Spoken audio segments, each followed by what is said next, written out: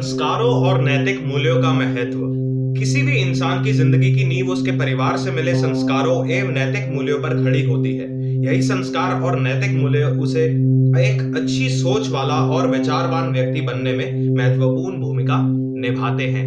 परिवार, again and again परिवार, जो आपके लोग हैं, जो इमीडिएट आपके साथ जो होते हैं, आपके साथ खड़े होते हैं, आपका परिवार, जो आपके आसपास के लोग होते हैं, उन्होंने जो आपको संस्कार दिए हैं, जो उन्होंने आपको सिखाया और जो आपने उनसे सीखा है, वो एक बेस बनता है आपके पूरे भविष्य के लिए। जो भी आप करेंगे वो कहीं ना कहीं उससे कनेक्टेड जरूर होगा। और ये चीज कहते हैं सुप्रसिद्ध गायक कैलाश खेर जी। जीवन में धन, मान और पद प्रतिष्ठा प्राप्त करना सफलता का सूचक है, लेकिन यदि यह सफलता अपने संस्कारों और नैतिक मूल्यों को भंग करते हुए प्राप्त की जाए तो इसका कोई महत्व नहीं रह जाता। यह कहना ना होगा कि जीवन में सफलता प्राप्त करने से भी अधिक महत्वपूर्ण है अपने संस्कारों और नैतिक मूल्यों को बनाए रखना।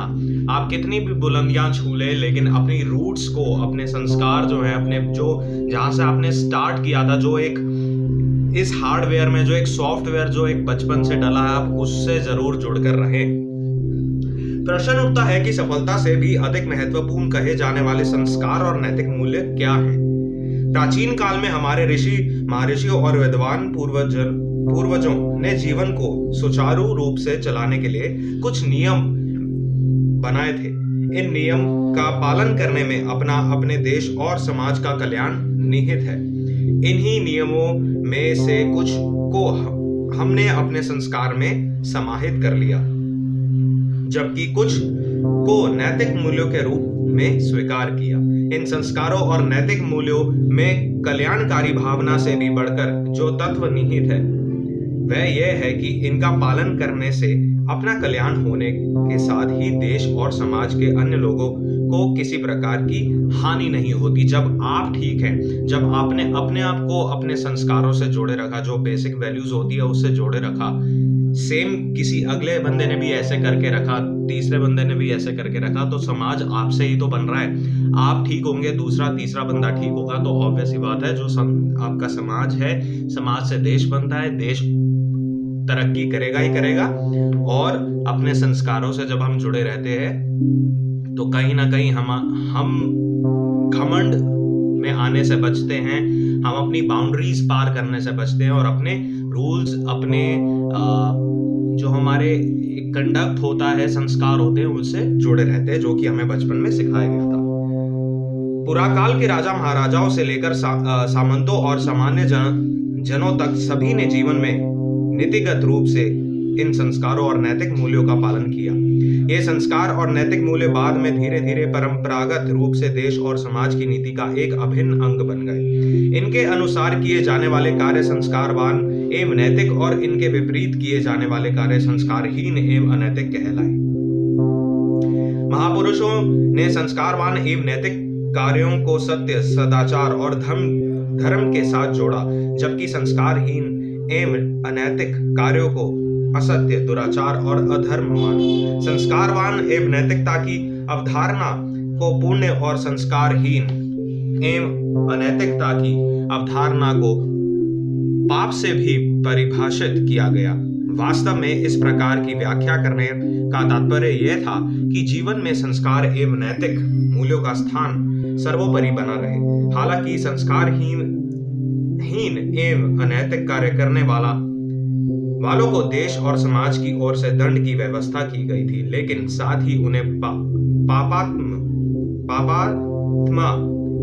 कहकर, पाप आत्मा का अगर हम संधि विच्छेद करें तो पाप और प्लस आत्मा, पापी आत्मा, एक आ गया पापात्मा कहकर पुकारे जाने का दंड भी बहुत बड़ा था। इससे संस्कारहीन एवं अनैतिक कार्य करने वाला स्वयं अपनी नजरों में गिर जाता था। इस परिपाटी ने समाज में संस्कारों और नैतिक मूल्यों की स्थापना करने में महत्वपूर्ण योगदान दिया। तो पहले क्या था कि उनको पापात्मा का एक टर्म दे दिया गया, जो संस्कार, जो एक कोड ऑफ कंडक्ट था, अगर कोई उससे हट के चलेगा तो उसे पापात्मा का दर्जा दे दिया जाएगा, उसे वो कह के बुलाया जाएगा जिससे कि वो अपनी ही नजरों में गिर जाए। ये भी एक तरह का दंड था। पापी आत्मा पापात्मा।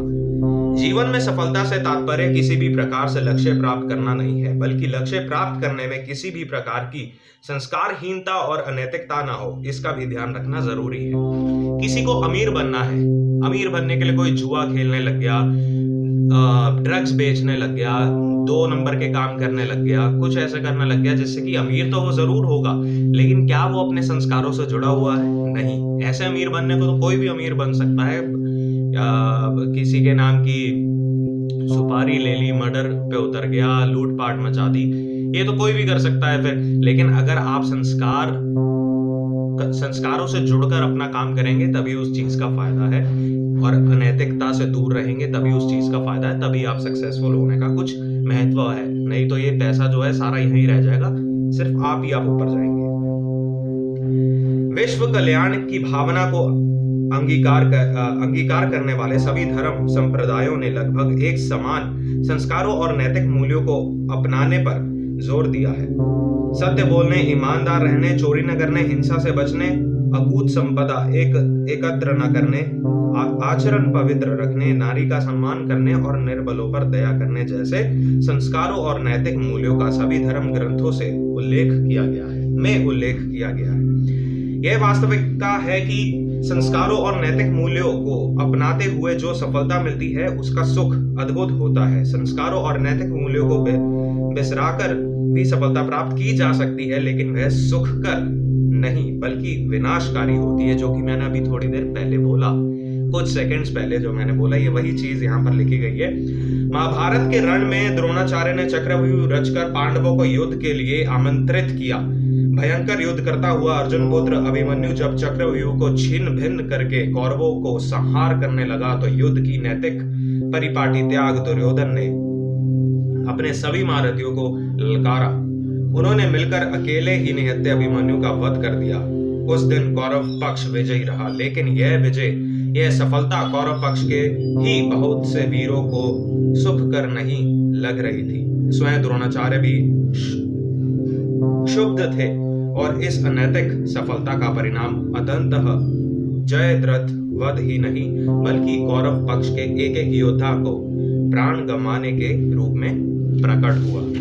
वो उनके ही विनाश में जो इन्होंने चीज करी, अनैतिकता का साथ लिया, संस्कारों को छोड़कर जो इन्होंने कोड ऑफ कंडक्ट से हटकर जो इन्होंने युद्ध में खेल खेला, वो उनके ही ऊपर वापस आ गई और उनके लिए विनाशकारी साबित हुई। रावण के अतुलनीय ज्ञान और बल को कौन नहीं जानता। ब्रह्मदेव की घोर आराधना कर अमृता प्राप्त कर चुके शिव के उस परम भक्त को भी संस्कारहीन एवं अनैतिक कार्यों में रुचि लेने के कारण ही काल का ग्रास बनना पड़ा। संस्कारों और नैतिक मूल्यों को बनाए रखकर किए जाने वाले कार्य अपना और अपने देश का कल्याण करते हैं। यह बात हर देश और हर काल में लागू होती है। इतिहास इस प्रकार के उदाहरणों से भरा पड़ा है कि जिन शासकों ने अपने जीवन में संस्कारों और नैतिक मूल्यों का महत्व दिया, उन्हें लोग आज भी सम्मान के साथ याद करते हैं। सम्राट चंद्रगुप्त मौर्य, अशोक महान, राजा भोज, अकबर, शेरशाह सूरी, महाराजा रणजीत सिंह और टीपू सुल्तान आदि भारत के ऐसे महान शासक हैं जिन्होंने नैतिक मूल्यों की स्थापना में महत्वपूर्ण योगदान दिया।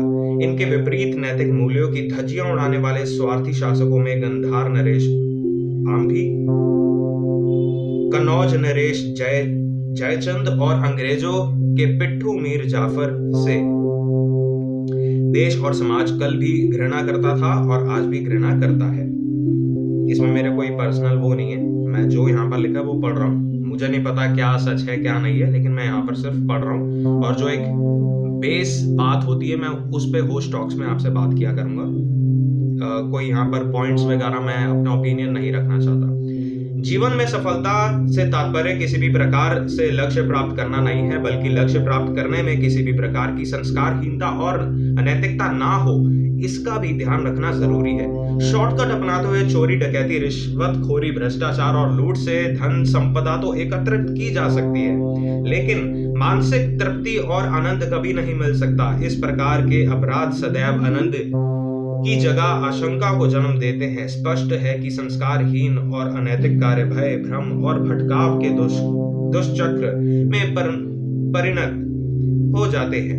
इनसे लक्ष्य सिद्धि नहीं बल्कि शोक, शोभ और विनाश की प्राप्ति होती है। हम जो ये कार्य एवं विचार अपने लिए श्रेष्ठ समझते हैं वही हमें दूसरों के लिए अपनाने चाहिए, और जो कार्य एवं विचार हम अपने लिए अपनाने में संकोच करते हैं उन्हें किसी भी स्थिति में हमें दूसरों के लिए नहीं अपनाने चाहिए। इस एक वाक्य में हमारे उच्च संस्कारों और नैतिक मूल्यों का सार समाहित है। यदि ऐसा विचार करके कार्य करेंगे तो निश्चय ही हम अपने संस्कारों और नैतिक मूल्यों के प्रोत्साहन में योगदान देंगे। उच्च संस्कार और नैतिक मूल्य जीवन में सकारात्मक सोच को बढ़ाते हैं। सकारात्मक सोच को विद्वानों ने आत्मविश्वास की जननी कहा है और आत्मविश्वास का सफलता से सीधा संबंध है। इसी प्रकार स्पष्ट हो जाता है कि उच्च संस्कार और नैतिक मूल्यों को अपनाते हुए सहज की सफलता प्राप्त की जा सकती है। तो इसमें एक है कि जो पॉजिटिविटी है वो आपके कॉन्फिडेंस की जननी है। अगर आप पॉजिटिव हैं, आपके अंदर पॉजिटिविटी है, देखो हमेशा बंदा पॉजिटिव रहे ये जरूरी नहीं और नामुमकिन है। हमेशा पॉजिटिव कोई नहीं रह सकता। अगर हमेशा कोई पॉजिटिव रह ले तो वो इंसान नहीं है, ये पक्की बात है। लेकिन अगर आपके अंदर पॉजिटिव होने की ताकत है, क्षमता है, अगर आप नेगेटिव सिचुएशन में से पॉजिटिविटी खींच कर अगर कुछ ना कुछ उसका भाग निकाल सकते हैं तो उससे आपका आत्मविश्वास जन्म लेता है, आपका कॉन्फिडेंस बिल्डअप होता है। तो आज हमने इसमें यही आज होस्ट टॉक्स में हमने ये पढ़ा कि संस्कारों और नैतिक मूल्यों का महत्व हमारी सक्सेस में, हमारे कॉन्फिडेंस के बिल्डअप होने में कितना साथ देता है। तो होस्ट टॉक्स का 5वां एपिसोड आज हमने कंप्लीट कर दिया है। मिलता हूं आपसे नेक्स्ट एपिसोड में, एपिसोड 6। तो मिलता हूं आपसे, till then tata and bye bye, नमस्कार।